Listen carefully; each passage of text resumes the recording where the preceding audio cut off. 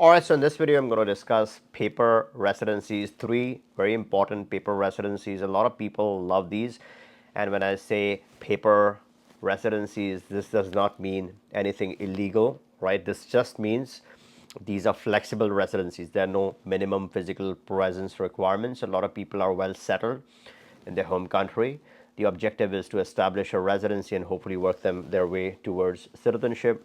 They want a flexible solution so they don't quit what they're doing and they can conveniently strike this paperwork, get the residency, and then obviously have some common sense presence whenever they need to, but they don't have to. So that's the objective. But three options that I'm going to compare and contrast are Panama option. This is a very flexible residency. In here you have two options. Either you get the passport, this is not the citizenship based passport, but this is the travel passport. Then you have a permanent residency, which is again valuable. This will not get you the passport up front, but eventually if you become a citizen of Panama, then you can obviously get the nationality based passport eventually. So that's the first option. The second option for the paper residency is Dominican Republic, again a flexible permanent residency. So I'm going to discuss that, compare and contrast that with Panama. And then thirdly, one of my favorite countries, my favorite cities in that country, I should say, is Guatemala. I just came back from Guatemala. I've checked different places in Guatemala. One of my favorite places is Antigua. If you have missed my coverage on Antigua, I would highly recommend hop onto this one. This video covers my journey. I've covered a few aspects. It should give you a sneak peek in what life is inside of Guatemala, specifically Antigua, one of my favorite cities. So I'm going to compare these three, but before we deep dive in this exciting discussion, if you haven't subscribed, so take a moment and subscribe to this channel, because on this channel I share tips, tricks, and hacks, and to ensure that you're on top of every single one, stay subscribed. All right, now let's deep dive. First, I'm going to discuss very quickly, recap the residency requirements, or the investment requirements, I should say, not residency, but the investment requirements for each of these categories. In Panama, as I said, two options. One is the permanent residency. Before October, 300K in any property in Panama can get you an immediate permanent residency. This is a VIP option, which means you get this much faster. In 30 days, you can have this option secured. If you're from a friendly nations country with Panama, which has a friendly nations treaty with Panama, then you have several other categories. I'm not going to cover that. I'm going to cover the general category of this VIP PR. So this is with 300K in property investment. After October, then you're looking at 500K. So it's going to be a step up in the amounts. It's not going to double exactly, but it's going to go up significantly. The second option here is for people who want a mask in a good way. I'm not saying something illegal, but what this does is that it adds another passport, which is a strong passport. This is a travel passport. It gets you all the bells and whistles of the original Panama passport, but this does not lose your home country nationality, right? So you're not gaining a Panamanian nationality. So you're not waiting all the way. You're not getting all the hassles or the headaches of that process. This is quick and easy. On the upper end, this takes around a couple of weeks. The fastest that I would say would be a few days once you have this type of residency established inside of Panama. So if you are more interested in a quick and immediate passport without the hassle of going through the whole full-blown citizenship process, that all the crazy background checks and all those kind of things. Now, of course, background checks are going to happen no matter what, but it's going to be obviously not the same as the ones that they apply for citizenship, because this is not a citizenship option. So there you have the TR process. Here, the investment amount is approximately 250K to 260K. The end goal of this investment in the bank, in a fixed deposit or a CD, is to generate income. So the income requirement is of $850 a month, right? So if you can strike that monthly income by putting in 250K plus, then you are eligible to apply for this category, and here you can get the passport.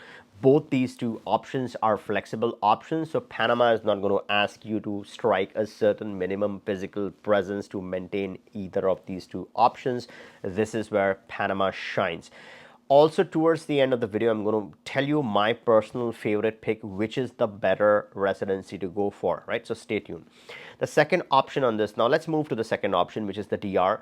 The easiest way of doing DR is, let's say you don't have the passive income. If you have the passive income of $2,000 a month, then you pretty much get this for almost free, meaning no golden visa fees, just the processing and the legal fees and stuff like that. So passive income is one route of gaining immediate permanent residency in DR.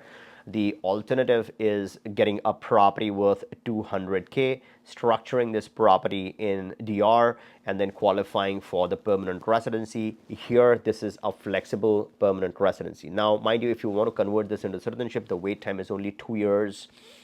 Now, you do need to have more residency in place if you're looking at citizenship, but just to hang on to the permanent residency, you don't have minimum physical presence requirements other than simply turning up and renewing, being physically present to renew. With Panama, you're not worried about the renewals. You're more worried about entering the country every 2 years. But with the DR, every year, you want to physically go and renew your residency. So that's where you would need to appear.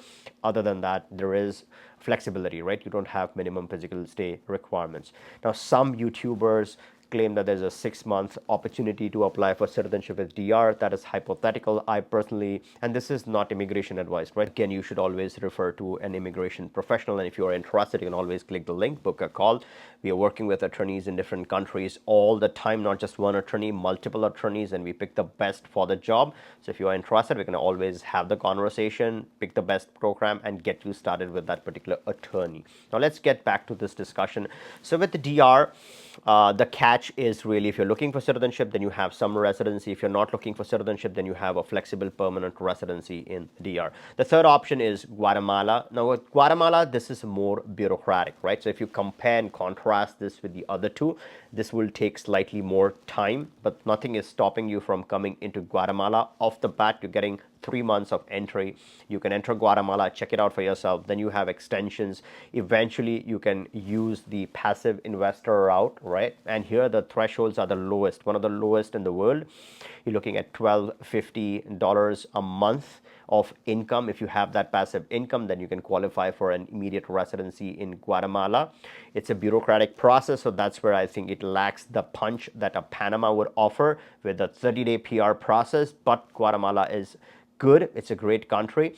This Guatemala option is good for people who actually want to physically move and start enjoying a good quality life. Let's say you're moving to Antigua. It makes perfect sense to first move there, enjoy the life, get settled while you're working on your immigration option in the background. So in that sense, Guatemala offers an excellent option not only to live and enjoy your time, it gets you a residency, right? A solid back pocket residency. It doesn't have the minimum physical expectations, just like the other options that I've discussed. And eventually, once you become a Guatemalan citizen, you have an excellent passport in place. You can never go wrong with a Guatemalan citizenship at the end of the day. Which one is the winner? What is the best option? I would say the best option, if money was not an issue, is hands down Panama.